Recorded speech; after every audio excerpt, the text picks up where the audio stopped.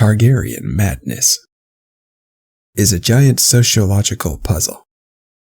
And I'm going to put it together, at least my understanding of it, using clips from the TV show and a tiny bit of common knowledge from the books about the setting, if you'll allow it.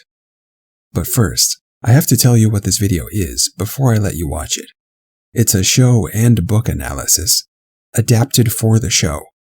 I'm going to talk about the story's theme, which means I have to spoil the story's theme, which you might think isn't a big deal, but in this story, the theme is incredibly subversive. Most people don't know what it is, because it's the key to interpreting the story properly. Before I'm finished with you, you'll have a better understanding of the books than most people who've read them, and that's partly because the book institutions have intellectually handicapped themselves with political ideology. So if you are planning to read the books, maybe don't watch this yet, or anything I make, for that matter, or ask a book friend to watch it first. The main reason is because you might be haunted by the question, would I have figured this stuff out by myself? That's how I feel about R plus L equals J sometimes. It was told to me before I had time to really think about the story for myself. Okay, here we go. Spoilers for HBO's Game of Thrones, Seasons 1 through 8. Before I dive into it, I'll talk about how stories work. Usually a story contains a lesson. For example, the lesson in the Three Little Pigs story might be, build your house out of bricks, not sticks. Or you could abstract that further and just say, be prepared for the worst. In order to find a story's theme, we're meant to take situations that look the same and compare them to see how they're different or the same, and how the characters' decisions are working out for them.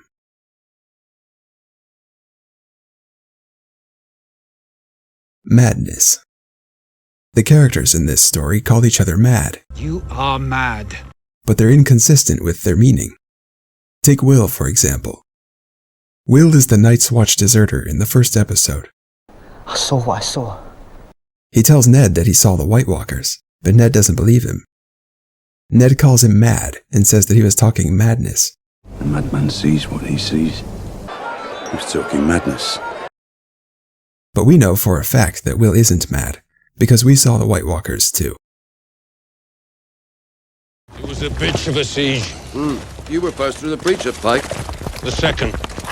Thoros of Myr went in alone, waving that flaming sword of his. Thoros of Myr. Bloody madman. Sir Barristan called Thoros a madman for his courage at the Siege of Pike. Apparently madness can mean courage. Just two more travelers, mad with lust. Madness can mean lust. And sometimes madness is meant like a sort of clinical diagnosis, like when Grand Maester Pycelle describes the Mad King. Oh, the thousand maladies the gods visit on us. Madness is the worst. So I think the story is demonstrating that the word mad is unreliable. Nicknames. In this story, your nickname is your reputation, whether you like it or not. Kingslayer. Kingslayer. What a king he was.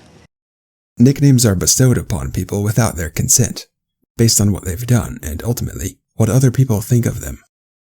In the beginning of the story, we're introduced to Jaime, who seems like an asshole. He murders a kid, he fucks his sister, he's got some kind of beef with the hero. He's arrogant and all of that. And it seems like Jaime is a villain. Kingslayer is the nickname given to Jaime, and I can see that he doesn't like the nickname. It kind of haunts him. When you hear them whispering Kingslayer behind your back, doesn't it bother you? Of course it bothers me. But as I get a closer look at Jaime, I can see that he isn't really evil, or at least he isn't your typical villain. He has some redeeming qualities. His circumstances are at least a little sympathetic. We don't choose whom we love. And in fact, the big evil deed for which he's infamous was actually an unprecedented act of heroism. How many lives have you saved? 500,000. The population of King's Landing. The same thing is going on with Tyrion and his nickname. Where's the imp? Will you shut up? The nickname was presumably given to Tyrion by people who disapprove of him, not that he didn't partly earn it. I hear he hates that nickname. Oh? I hear he's more than earned it. The more I watch Tyrion, the more I can see that Tyrion's villainy hardly exceeds a desire for wine, sex, and a tendency towards cynicism. Tyrion is also a mix of villainy and heroism, capable of both good and evil. With nicknames, there's often something not true about them. Like Brienne the Beauty. You're jealous. Jealous of Brienne the Beauty. She's not really beautiful. She's very ugly in the books, and the nickname was a cruel joke that was meant to mock her. Brienne the Beauty, they called me. Great joke. And I realized I was the ugliest girl alive. So the takeaway is that nicknames, or at least the characterizations that they suggest, are unreliable too. The Mad King. Now we can look at the Mad King, whose nickname is the Mad. If the meaning of the word mad is unreliable, and the characterization in nicknames is unreliable, then a nickname of the Mad is doubly unreliable.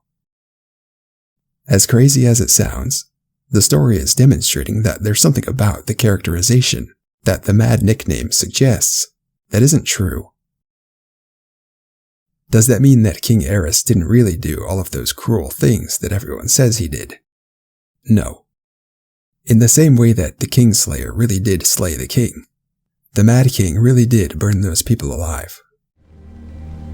When I watched the Mad King die, I remembered him laughing as your father burned. Oh, it's unspeakable to you? What her father did to your family, that was unspeakable. If stories contain lessons, then what lesson have we learned so far? Consider how the story might have been different if Ned Stark hadn't judged Jaime Lannister so harshly for breaking his Kingsguard vow in order to save King's Landing. You think the Honorable Ned Stark wanted to hear my side? He judged me guilty the moment he set eyes on me. Consider how many lives might have been saved if Ned Stark hadn't been dismissive of Will's warning about the White Walkers by writing him off as a madman. I think the lesson is that we shouldn't be so quick to judge people before we've taken a close look at things from their perspective. I think the story is challenging us to apply that lesson to everyone, including the Mad King. But there's a problem. The Mad King is long dead. All we have are stories about him from other characters, who of course have their own misunderstandings. Why were they killed? You should speak to your father about these matters. When the Mad King slaughtered women and babies because the voices in his head told him they deserved it. Renly Baratheon says that Aerys heard voices in his head, but Renly has never met Aerys, and he was 5 years old when Aerys died. What was I saying? Simpler time? It was. You're too young to remember. Renly is basing his understanding of the Mad King on his own ideas of madness. Madness is hearing voices in your head, he thinks. Or it's hallucinations. How else could someone come to be so cruel? But the Mad King is never said to have heard voices nor hallucinated. Likewise, the audience tends to base their understanding of the Mad King on their own ideas of madness. He must be schizophrenic, we think, even though no disorder is given in the story. But there is one character who worked very closely with the Mad King, and who has a low probability of bias. His job and status is secure, regardless of how the king performs, or even which family rules. I'm talking about Grand Maester Pycelle. How many years has it been? You were a young man. And you served another king. A maester is like a part of a castle, sworn to loyally serve whomever currently holds the castle, even if it violently changes hands, because they need somebody to record history and tend to the ravens. You are a maester of the citadel, sworn to serve the Lord of Winterfell, are you not? I am. I am the Lord of Winterfell, as Bran just informed you. Send the ravens. My lord. And sure enough, Grand Maester Pycelle has known more kings than anybody. I have been Grand Maester for many years. Kings and hands have come to me for advice since... What did John want the night before he died? In the past 67 years, I have known, truly known, more kings than any man alive. If there's one person who should know about the Mad King, it's him. So what does Pycelle say about Mad King Aerys? He was a good man. Such a charmer. To watch him melt away before my eyes, consumed by dreams of fire and blood. He says Aerys was a good man and charming. That doesn't match with his mad reputation. This mismatch shows me that Mad King Aerys wasn't always the kind of person anybody would consider mad. It sounds like he used to be pretty normal. Alright, let's take a break here to talk about the big picture and tie things together. The story is constantly punishing me for making premature moral judgments about people by subverting my expectations about them. First, I think Ned is very good, and then I come to realize that he did some things a little bad. First, I think Jaime is very bad, and then I learned that he did some things very good. First, I think Tyrion is a little bad, but it turns out he's also a little good. I have a tender spot in my heart for cripples, bastards, and broken things. We need to see King Aerys' beginning to find where the madness came from, but we can't, because Aerys' beginning is in the past. But we do get to see Aerys' daughter, Daenerys, who's haunted by her father's mad reputation. I'm not my father. A daughter isn't guilty of the crimes of her father, but that doesn't stop the whispers and sideways looks of concern that maybe she has a touch of madness too. Sir Jorah bind this woman to the pyre. You swore to obey me. The story is raising the question of whether or not Daenerys' story will end in madness like her father, while showing me clues that her father's story began in goodness, like Daenerys. It suggests that if my reasons for why I think Daenerys would do no evil are that she could do no evil, they aren't good enough. In a story that's repeatedly subverting my expectations about good and evil characters, I'm made to wonder, is the story going to subvert my expectations about this one? I think this is one of the things in the characterization that the Mad nickname suggests that isn't true, and that thing is, the Mad King was always mad. Apparently he wasn't always mad. Bastards and broken things. What the hell do you know about being a bastard? All dwarves are bastards in their father's eyes. In the first episode, Tyrion points out a similarity between bastards and dwarves. Society treats them poorly based on the way they were born. They're broken things, if you will. And the longer I watch, the more I see that this setting is loaded with these kind of beliefs. You're an abomination!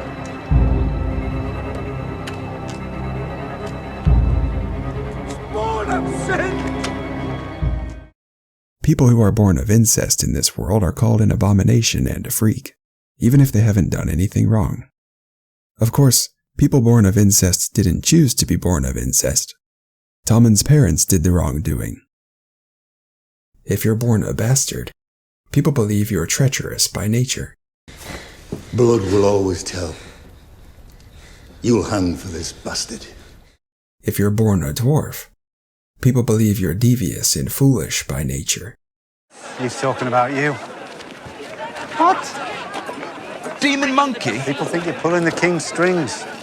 They blame you for the city's ills. Blame me? Trying to save them. If you're born the daughter of a traitor, people believe you're treasonous by nature. A child born of a traitor's seed is no fit consort for our king. She is a sweet thing now, your grace, but in 10 years Who knows what treasons she may hatch? Of course, none of these people chose the way they were born. Condemning people for the way they were born, or who their parents were, or what kind of sex they had, it's a shaky proposition. The story is exploring what these beliefs do to people. You're not on trial for being a dwarf. Oh, yes I am. I've been on trial for that my entire life. Because all I could think was, what if I got her pregnant? If she had a child? Another bastard named Snow.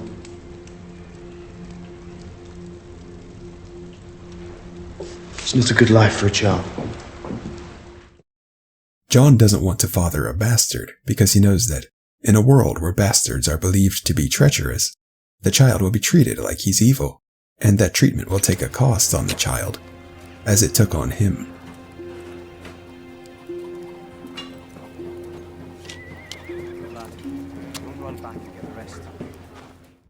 If I believe that babies who are born of incest, born to traitors, born bastards or dwarves are inherently bad, that belief can change the way I treat the baby, and that treatment can cause the baby to become bad, which reinforces the belief in me and in everyone who encounters him, that these babies are born bad. Brother fornicates with sister in the bed of kings, and we're surprised when the fruit of their incest is rotten? Yes, a rotten king! Now I can understand why the beliefs persist. They're actually useful. Because these babies do disproportionately grow up to be treacherous, devious, foolish, and what have you. But the belief itself is creating the environment that's causing it. I wish I was the monster you think I am. I wish I had enough poison for the whole pack of you.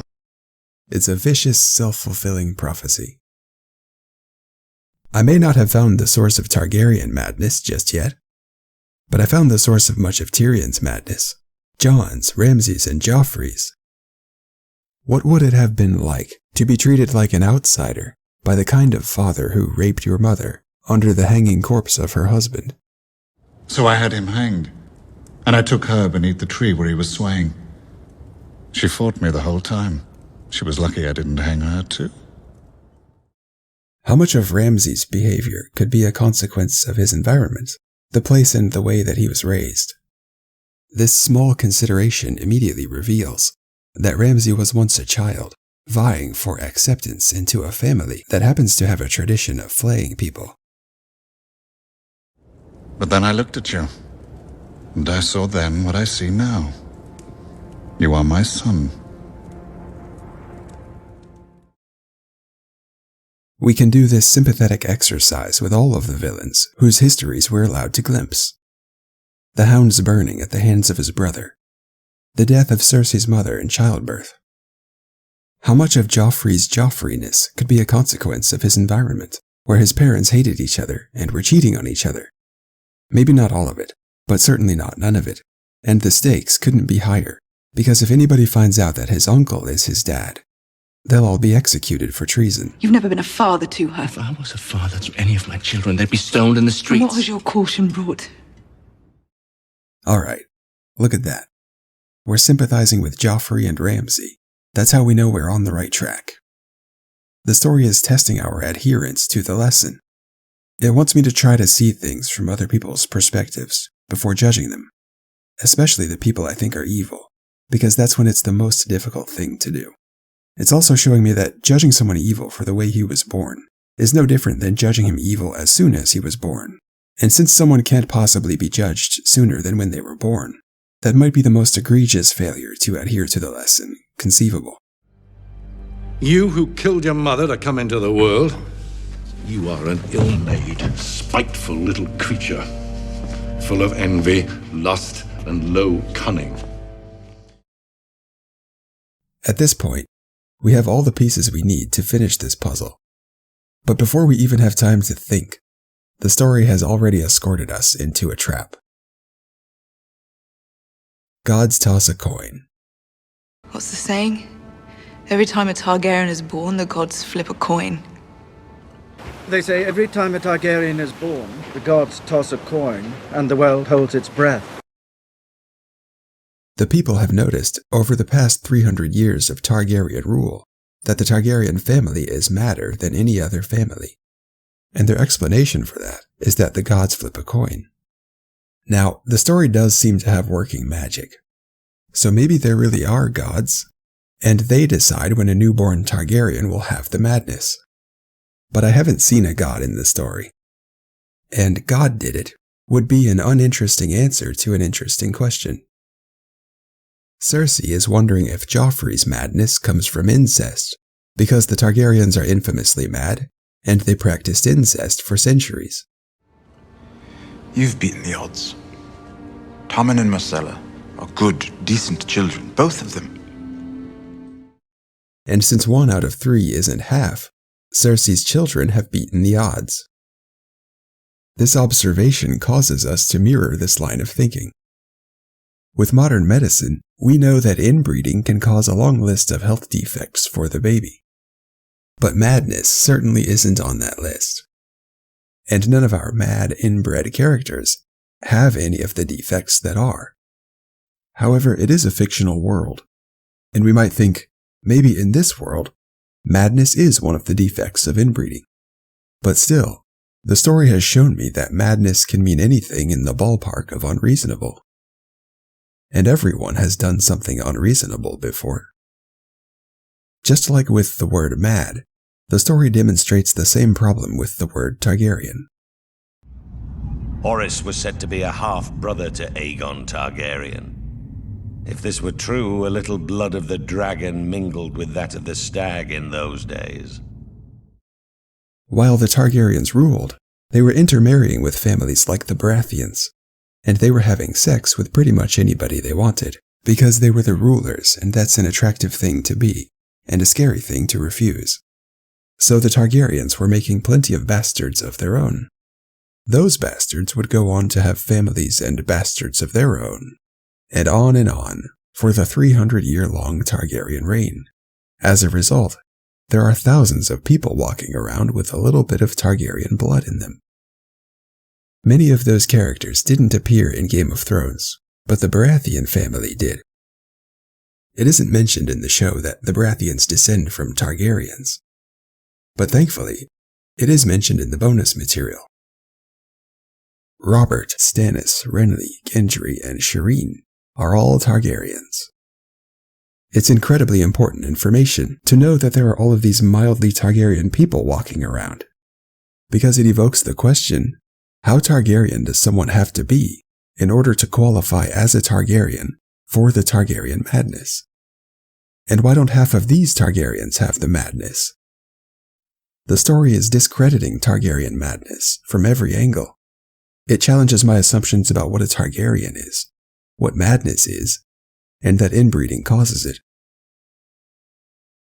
If you've ever found yourself in a discussion about Targaryen madness, you may have noticed that some people can be hostile to anyone who dares embark on a sympathetic investigation into the Mad King's madness. Why are you trying so hard to defend the Mad King? Someone will ask accusingly. I'm just investigating him, I'll respond, because the story challenged me to do so. Well, let me save you some time, he might say. He was definitely 100% mad.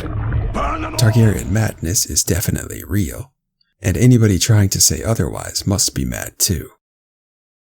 If I point out that Robert and Shireen are Targaryens, he might even say that Robert and Shireen are mad, in order to protect his belief that the Mad King was mad.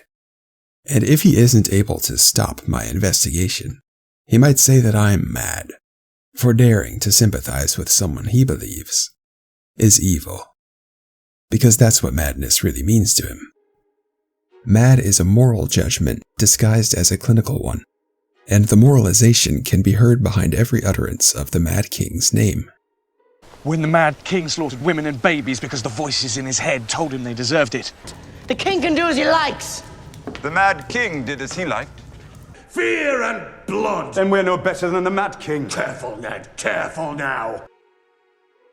Game of Thrones and A Song of Ice and Fire are designed to reveal something about its audience. Not everyone will have stepped up to the story's challenge about looking at a person's perspective before judging him. And almost all of the characters are trying to learn the same lesson. Listen to him. He even talks like a wildling now. Nah, I talk like a wildling. I ate with the wildlings. I climbed the wall with the wildlings. Everywhere I look, there are characters who've divided the world into good and evil. What Rhaegar Targaryen did to your sister, the woman I loved. I'll kill every Targaryen I get my hands on. Someone who's brave and gentle and strong. I don't want someone brave and gentle and strong. I want him. He'll be the greatest king that ever was, a golden lion, and I'll give him sons with beautiful blonde hair.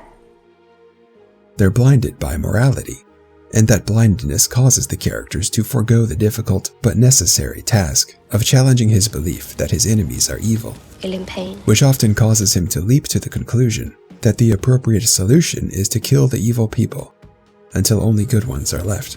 The Hound. Is this a conflict between the Night's Watch and the Wildlings? Or the Free Folk and the Crows? Are the sons of the Harpy sadistic slave masters clinging to power? Or heroic sons avenging their murdered fathers? Is Daenerys a benevolent liberator committed to making the world a better place for everyone? Or a self-righteous terrorist overcommitted to a half-baked ideal? I pray you'll never live to see a member of your family treated so cruelly. Your father crucified innocent children. My father spoke out against crucifying those children. That's a question for another time. But as with most good dilemmas, I think the answer is exactly in the middle, and that the middle isn't easy to find. How would you punish the infidels, Sir Devos? I do not judge people for the gods they worship. If I did, I'd have thrown you in the sea before you ever set foot on Dragonstone. I'm not your enemy. You are my enemy. There are many good and evil classifications throughout the story that blind the characters to the sympathetic point of view of their enemies and the unsympathetic point of view of their friends. They killed my father. That boy did? The family he fights for. Do you think he's friends with King Joffrey? If what madness really means to people is approximately evil, then Targaryens have something in common with bastards, dwarves, traitors' children, and inbreds. Because if you think about it, Targaryen madness is just like them. It says that if you're born a Targaryen, that means you are contaminated with this heightened risk of evilness. It shows me that, just like with the other broken things, when people search for the cause of Targaryen's madness, they're dismissive of the environment. Cersei wonders if the madness comes from the incest, because the Targaryens all have a heavily incestuous lineage in common. But maybe a lot of the unreasonable behaviors in Targaryens were brought on by the environment rather than the way they were born, or who their parents were. And I ask you not to judge a daughter by the sins of her father. So I think the next question we're supposed to ask is this: what kind of environment do all Targaryens have in common?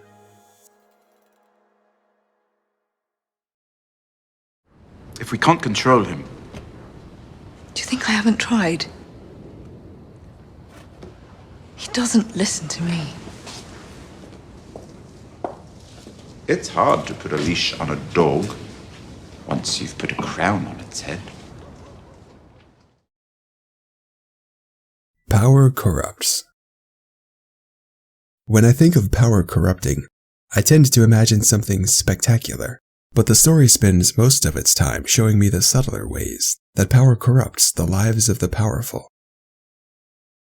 Joffrey is out of control, and that was only a minor annoyance in the beginning. But once the prince becomes the king, the law says that his word is final, and his personhood is sacred. The result is that family dynamics suffer a troublesome twist. I'm asking if he fucked other women when he grew tired of you. How many bastards does he have running? What you just did is punishable by death. You will never do it again. Never. When a person has the power to execute people with impunity, even his most genuine friends will find it difficult to tell him the truth. I don't serve the others. I serve Stannis. As do I. But loyal service means telling hard truths. You're the queen. Everyone's too afraid of you to speak truth. Most people are eager to tell the ruler the things she wants to hear. Do you think these slaves will have better lives serving Krasnus and men like him or serving you? Davos and Dario are most valuable to Stannis and Daenerys when they say what they really think, especially when it isn't welcome. Sometimes this is the only way a powerful person can tell her genuine friends apart from the sycophants. With power, it can be hard to tell what it is about you exactly that people really love. I can't control them anymore. A dragon queen with no dragons? It's not a queen. So many of the rulers and powerful people are dealing with these problems. You were right. Varys, Littlefinger, my brother, worthless. But you know who doesn't have these problems? Ollie. Because Ollie is nowhere near power. No one boils a potato better than your mum. Right. The story asks me, what drove the rulers mad in the past? And the rulers of the present are showing me the answers. I'm the last hope of a dynasty, Mormont. The greatest dynasty this world has ever seen on my shoulders since I was 5 years old. And no one has ever given me what they gave to her in that tent. Never. Not a piece of it. From the time they were children, members of the ruling family were told that they were made to rule. Just like the powerful children of the present, it's easy to imagine that Targaryen children were given authority over many of the adults around them. Away with you, dog. Come, dog. Handmaidens wait on ladies, not the other way around. And I don't have time to answer 1,000 questions and teach you how to do your job. And this is considered normal. These royal kids would more frequently grow up to be royally messed up parents like Cersei, who teach future kings and queens terrible lessons. Someday, you'll sit on the throne and the truth will be what you make it. And if you'd rather fuck painted whores, you'll fuck painted whores. So much of this environment signals to the people in it that they're better than everyone else.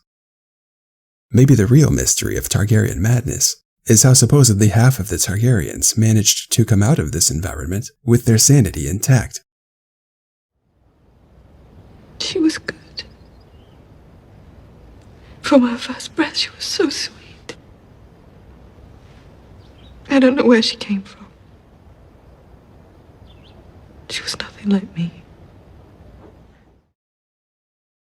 Now the sociological phenomena of Targaryen Madness and the Targaryen coin toss are coming into focus. They say every time a Targaryen is born, the gods toss a coin and the world holds its breath. The reason that people believe the madness is in the Targaryen blood, or incest, is because until recently, there haven't been any non-Targaryen rulers to compare them to. The Targaryens ruled for 300 years, until just 17 years ago, and nobody has practiced incest for nearly as long as the Targaryens. But as the story is showing me over and over again, everyone's life is corrupted when they exist in this environment of power, or even in proximity to it. Commoners like Shay, Roz, and Hot Pie inevitably feel power's touch when they come near it, or when it comes near them. We're looking for a bastard named Gendry. Give him up, or I'll start taking eyeballs.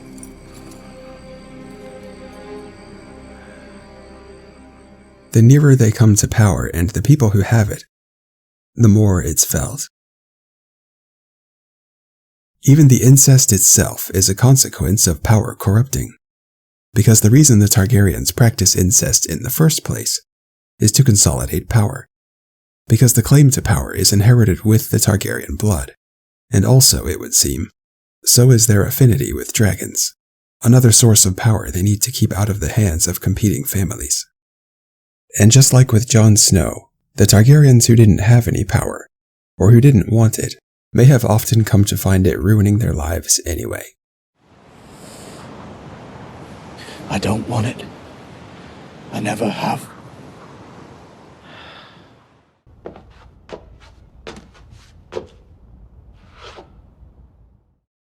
Now I can see why, in the coin toss saying, the world has to hold its breath and wait to see how the coin will land. The madness or unreasonableness doesn't appear immediately. It only appears after the person has had the life experiences that form him. They can't know how the king has formed until life has formed him. And the consequences of the king's formation are not felt by the population until that prince comes into his power, his throne, his dragon, and begins passing judgments, making policies, and trying to bear the burdens of ruling. And that's why the population cares how the coin will land. The common people are waiting for him. Illyrio said they are sowing dragon banners and praying for his return. The common people pray for rain, health, and a summer that never ends. They don't care what games the High Lords play. Because the consequences of the king's formation are felt most intensely by the common people, who either thrive or starve, depending on the king's judgment and character. I can see that commoners hear all kinds of crazy stories about what's going on with the ruling family behind the gates of the Red Keep. Prancing down his blood-stained halls to the tune of a twisted demon monk. Some are true, some embellished, and some are completely made up. So how does a commoner know what to believe? Go hail the king! Please, your grace, we're hungry! His most reliable information about how the king is doing is the price of fish and bread, so to speak. It's the answer to the question, is my life better or worse under the new king than it was under the old king? I think that's another reason it's a coin toss. There are only two answers to that question. Better or worse? What reasonable person would choose to make things worse? The Queen is telling you the leftovers will feed the dogs. Or you will. He must be mad.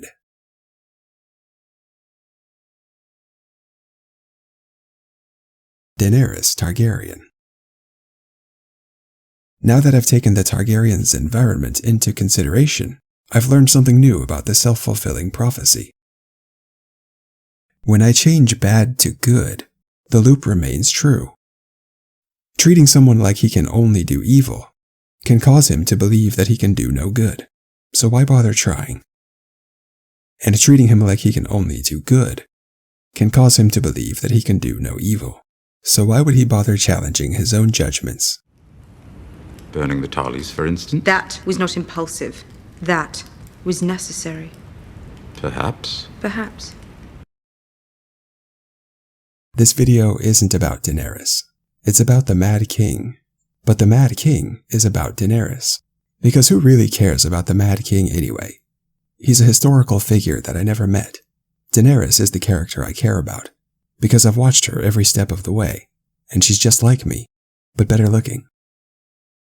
If my reasons for why she would do no evil are that she could do no evil, not only is the story showing me that reason is not good enough, but myself and characters like me are part of the environment that causes her to fail to challenge her own judgments, to fail to look at the world from other people's perspectives, and thus fail to develop an understanding of people more sophisticated than good and evil. If you want to sit on the throne your ancestors built, you must win it. That will mean blood on your hands before the thing is done. The blood of my enemies, not the blood of innocents.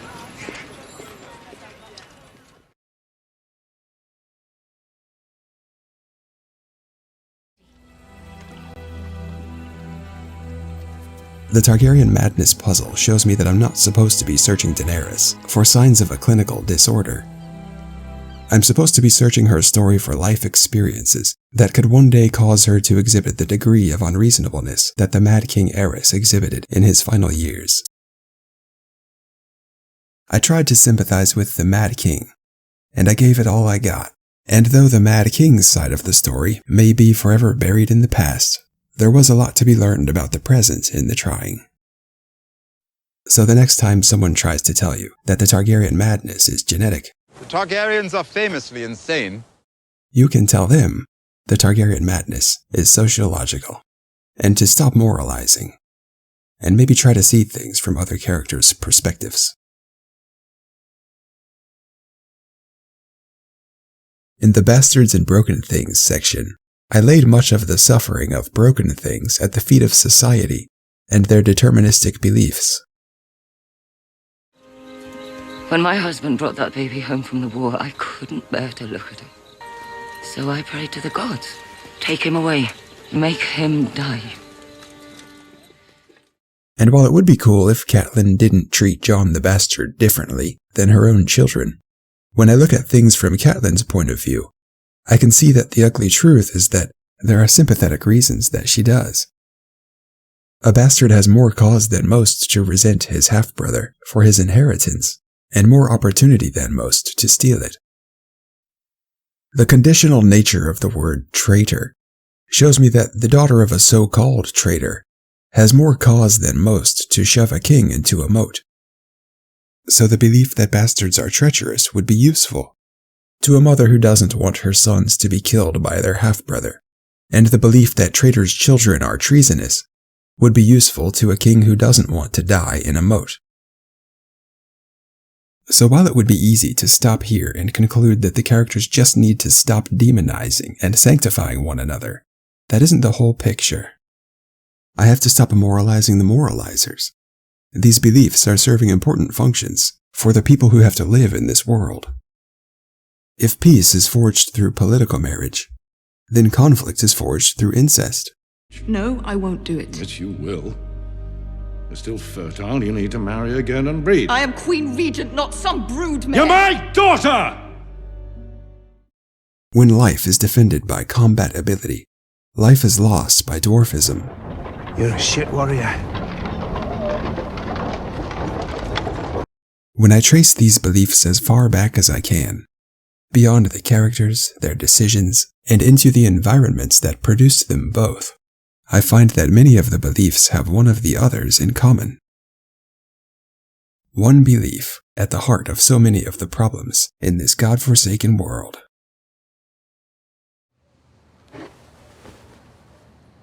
Power resides where men believe it resides. It's a trick, a shadow on the wall. Blood right. In this story, people believe that power resides in blood, and so blood is where power resides. From the Tyrells of the Reach to the Starks of the North, every castle and family is its own epicenter of blood right, power, and its corrupting influence, most of them subordinate only to their liege lord and the King of Westeros.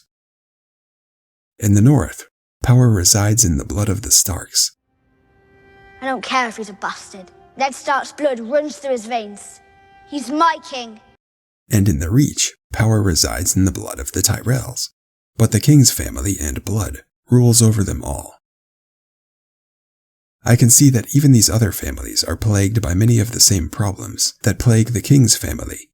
There are terrible mothers and fathers, coddled lordlings, betrayals of love, angry bastards, conflict over inheritance, and an all-around scarcity of hard truth tellers.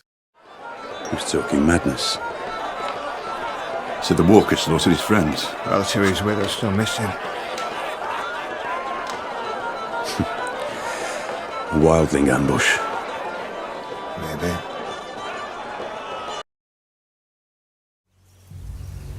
When you play the Game of Thrones, you win or you die. There is no middle ground.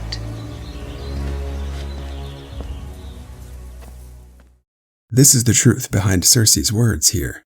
The moment I claim blood right, I've committed myself and my entire family, from now until forever, to protecting a lie. And that lie is, my blood is better than everyone else's blood, and that's why my family should rule. If I ever fail to protect the lie, I'll be conquered, and myself, my family, extended family, friends, and everyone with a drop of my family's blood will be hunted and exterminated by the family who conquered mine. because now they've claimed blood right, and it's their turn to protect the lie. And how can they do that if there are still members of the old blood walking around? I have to be killed. 7 hells! Don't start with her again. The girl will die, and I'll hear no more of it. But imagine, if you will, a parallel world where people don't believe that power resides in blood. Their fate depends on their king. All the same, we do not kneel. Well, in that world, there would be no reason for a bastard to steal his brother's inheritance, because even if a treacherous bastard were to kill his brothers, who stand between himself and the throne, the people wouldn't necessarily accept a treacherous bastard as their ruler, just because he has the blood of a whoever. And then there would be no reason for a parent to treat the bastard child differently, because there would be nothing to fear from him. And so people would have never developed the belief that bastards are treacherous, because it wouldn't appear to be true, and it wouldn't be useful to anybody. The same thing happens with traitors. If the ruler didn't have to protect the lie that power resides in his blood, then it wouldn't be treason to say otherwise. Ned would be alive, and since Ned is alive, Sansa wouldn't have a reason to kill Joffrey, and so the Lannisters wouldn't have a reason to fear Sansa, and the belief that treason is in blood wouldn't exist, because it wouldn't be a useful belief for anyone to have. These terrible belief loops start to disappear once people stop believing that power resides in blood. The devious dwarf stigma is alleviated this way too. Since people in this hypothetical world don't believe that power resides in blood, there would be less conflict everywhere regarding succession, fewer treacherous bastards, fewer vengeful traitors' relatives, and so the world would be a less violent place. And since the world is a less violent place, combat becomes a less important skill. And since fighting isn't so important anymore, there are fewer reasons for a father like Tywin to treat his dwarf son unfairly. And since dwarf sons like Tyrion weren't treated unfairly, they didn't become resentful. And since he wasn't resentful, he didn't become devious.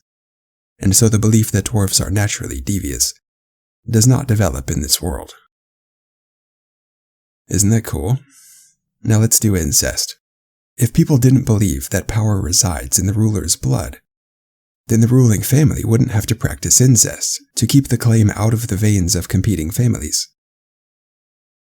But they would still have to practice incest to keep the dragon affinity out of the veins of competing families. So dragons are the turd in the punch bowl. It would seem that as long as there is this enormous genetic inequality, this world is stuck with blood right, and all of the other problems that come out of it.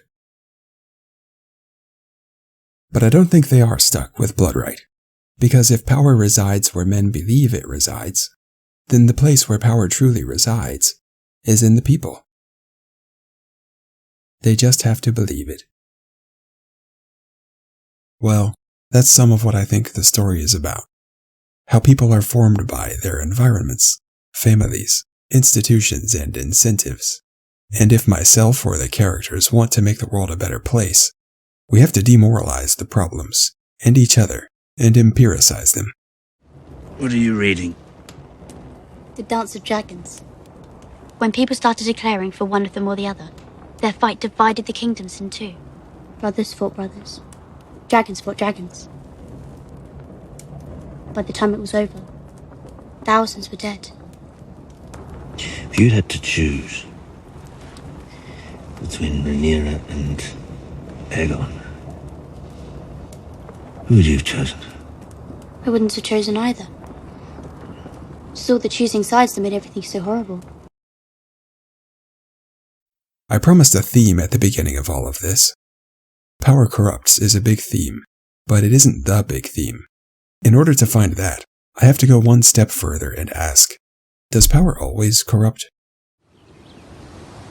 Have you ever heard baby dragons singing? No. It's hard to be a cynic after that. Doesn't mean she's going to be a great queen. No, it doesn't. If a person allows himself to be corrupted by power, then that must be a bad person. Because a good person would be able to resist the corrupting influence of power, to resist all the temptations of sex and revenge and complacency. Send the next one in. But that isn't really what happens. What kind of king do you think you'll be? A good king? So, we have a man who starves himself to death, a man who lets his own brother murder him, and a man who thinks that winning and ruling are the same thing. What do they all lack? Sometimes good people make terrible kings. Wisdom. Yes. Because the theme of the story, in my own words, is that there's no such thing as good or evil people. That's a fairy tale understanding of people. Are you a good man, Sir Davos Seawood? I'd say my parts are mixed, milady. Good and bad. If half an onion is black with rot, it's a rotten onion. A man is good or he is evil. Which are you? Oh, good. I'm a knight myself, of sorts. A champion of light and life. Well, that must be very nice for you.